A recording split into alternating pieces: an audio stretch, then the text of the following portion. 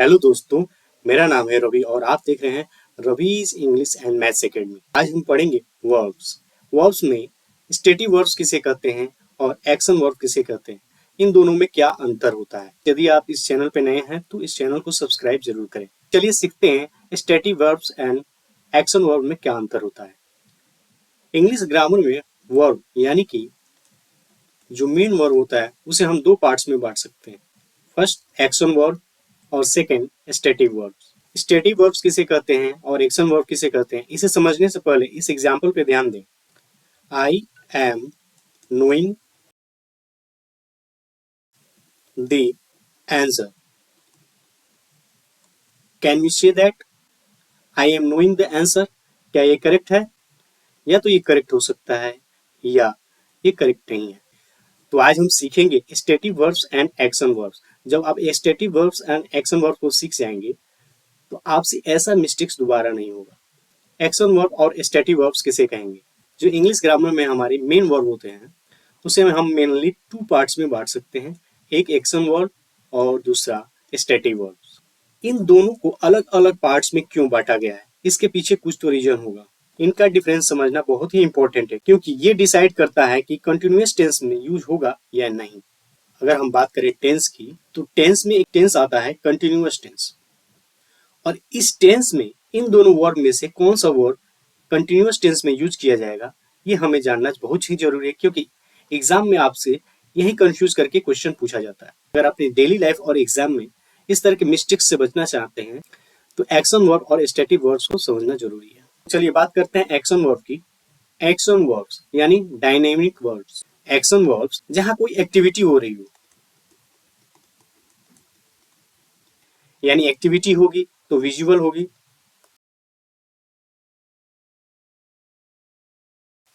यानी वैसे वर्ब्स जो एक्टिविटी को शो करें, जैसे कि रन, आदमी दौड़ता है हमें दिखाई देता है। यदि हम खाना खाते हैं, ईट, वो भी हमें दिखाई देता है। यदि हम लिखने का काम करते हैं तो ये एक्टिविटी भी दिखाई देती है। या हम ग्राउंड में खेल रहे हैं या बच्चे खेल रहे हैं तो ये भी एक्टिविटी दिखाई दे रही है। यानी ऐसी एक्टिविटी जो विजुअल हो उसे हम एक्शन वर्ब में रखते हैं। एक्शन वर्ब को हम डायनेमिक वर्ब के रूप में भी जानते हैं। एक्शन वर्ब को हम एक एग्जाम्पल से समझते हैं। ये सेंटेंस कंटिन्यूअस टेंस में है। सेंटेंस की मीनिंग निकालना बहुत ही जरूरी है। मैं खा रहा हूँ, खाने का काम जारी है, यानी कंटिन्यूअस टेंस में है। एक्शन वर्ब को कंटिन्यूअस टेंस में यूज कर सकते हैं। ओके स्टूडेंट्स, अनदर एग्जांपल लेते हैं। सी इज प्लेइंग बैडमिंटन। इस सेंटेंस में जो एक्शन हो रहा है ये भी कंटिन्यूअस टेंस में है, यानी कंटिन्यूअस टेंस में एक्शन वर्ब अलाउड है। ओके स्टूडेंट्स, अब बात करते हैं हम स्टैटिक वर्ब्स यानी कि नॉन एक्शन वर्ब की। स्टैटिक वर्ब्स मतलब कि एक स्टेट की बात की जाए, जैसे students feeling, thought, position, opinion या अदर कोई स्टेट हो। यदि किसी सेंटेंस में इस तरह के स्टेट्स की बात की जाए जहां फीलिंग्स की बात हो, जैसे कि लव, लाइक, तो चलिए देखते हैं स्टैटिक वर्ब्स के कुछ वर्ड्स, जैसे कि know, believe, understand, remember, need, on. चलिए स्टैटिक वर्ब्स को एग्जांपल से समझते हैं। जैसे कि हमने क्लास के स्टार्टिंग में ही एक सेंटेंस देखा था, I am knowing the answer. अभी तक हमने जितने भी कंसेप्ट को समझा है उससे तो ये आइडिया हो गया कि ये सेंटेंस गलत है। क्यों गलत है? क्योंकि यहाँ नोइंग का यूज किया गया है, और अभी हम पढ़े हैं नो एक स्टैटिक वर्ब्स है, इसलिए यहाँ कंटिन्यूअस टेंस में नो का यूज नहीं किया जाएगा। ओके स्टूडेंट्स, यहाँ नो का यूज करना इनकरेक्ट माना जाएगा। Now correct sentence is I know the answer. और स्टूडेंट्स यदि अनदर सेंटेंस लेते हैं, जैसे कि सी इज लाइकिंग पिज्जा, तो क्या ये सेंटेंस करेक्ट है? बिल्कुल नहीं, ये भी सेंटेंस इनकरेक्ट है। क्यों? क्योंकि यहाँ स्टैटिक वर्ब्स का यूज किया गया है और यहाँ ये सेंटेंस कंटिन्यूअस टेंस में है, और हम अच्छे से जानते हैं कि कंटिन्यूअस टेंस में इस तरह के वर्ड्स जैसे कि like, know, believe, understand, remember, need और भी इस तरह के वर्ड्स जो होते हैं उसका यूज हम कंटिन्यूअस टेंस में नहीं करते हैं। Okay, this sentence is wrong. Then correct sentence is she likes pizza. तो स्टूडेंट्स, क्या आपको समझ में आया? बिल्कुल कंफ्यूज नहीं होना है। चलिए मैं इसे याद करने के लिए एक ट्रिक बता देता हूँ, जिससे आप हमेशा इस ट्रिक को याद करके इस नियम को याद कर सकते हैं। ए और एस।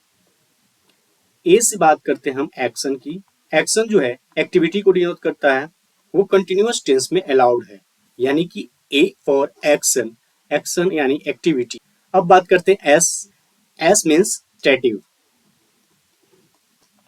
स्टेटिव की बात करें हम तो ये एक स्टेट को डिनोट करता है, यानी स्थिति को बताता है, और स्टेटिव वर्ब्स कंटिन्यूअस टेंस में अलाउड नहीं है। और हम जानते हैं कि ग्रामर में रूल्स होते हैं, उन सभी रूल का कुछ एक्सेप्शंस भी होते हैं। चलिए देखते हैं इस रूल्स के एक्सेप्शन को। अभी हमने स्टेटिव वर्ब्स और एक्शन वर्ब को समझ लिया, इसमें क्या डिफरेंसेस होते हैं, हमने इस चीज को देख लिया। अब बात करते हैं कि कुछ ऐसे वर्ड्स हैं जो स्टेटिव वर्ब्स भी होते हैं और एक्शन वर्ब भी। कैसे? जैसे I think you are right. इस सेंटेंस का यदि जब तक आप मीनिंग नहीं निकालेंगे तब तक ये क्लियर नहीं होगा कि क्या ये सेंटेंस करेक्ट है या रॉन्ग है। तो सेंटेंस में कहा जा रहा है I think you are right, यहाँ ओपिनियन की बात की जा रही है। और हमने पढ़ा था जब भी बात ओपिनियन की जाए तो वे वर्ड्स स्टेटिव वर्ब्स में होते हैं। सेकेंड सेंटेंस में गिवन है I am thinking about the problem. Thinking एक प्रोसेस है, यह एक्शन को डिनोट करता है। एक ही वर्ड थिंक यहाँ ओपिनियन को डिनोट कर रहा है और यहाँ एक्शन को डिनोट कर रहा है, तो यहाँ थिंकिंग एक्शन वर्ब में हो जाएगा। तो आपके लिए एग्जाम टिप्स, एक्सेप्शंस को आप याद कर लें। मैक्सिमम क्वेश्चन इसी एक्सेप्शन से आते हैं। किसी भी सेंटेंस में ये देखना है कि स्टैटिक वर्ब्स का यूज होगा या एक्शन वर्ब्स का, सेंटेंस का मीनिंग निकालें। आप मीनिंग से ये पता करें कि क्या वहाँ स्टैटिक वर्ब्स यूज होगा या एक्शन वर्ब। आपके लिए कुछ क्वेश्चन, सेंटेंस 1 और सेंटेंस 2 में कौन सा सेंटेंस करेक्ट है? चलिए मैं आपको बताता हूँ। I am understanding the topic, क्या इस सेंटेंस में यहाँ अंडरस्टैंडिंग सही यूज हुआ है? या आई अंडरस्टैंड द टॉपिक, इस सेंटेंस में अंडरस्टैंड सही यूज हुआ है? स्टूडेंट्स, यहाँ अंडरस्टैंड की बात की जा रही है और यह एक स्टेट है, एक स्थिति है, इसलिए correct sentence is second, not की फर्स्ट। तो स्टूडेंट्स, अभी तक हमने जितने रूल्स को पढ़ा, चलिए इसका क्विक रिवीजन करा देता हूँ।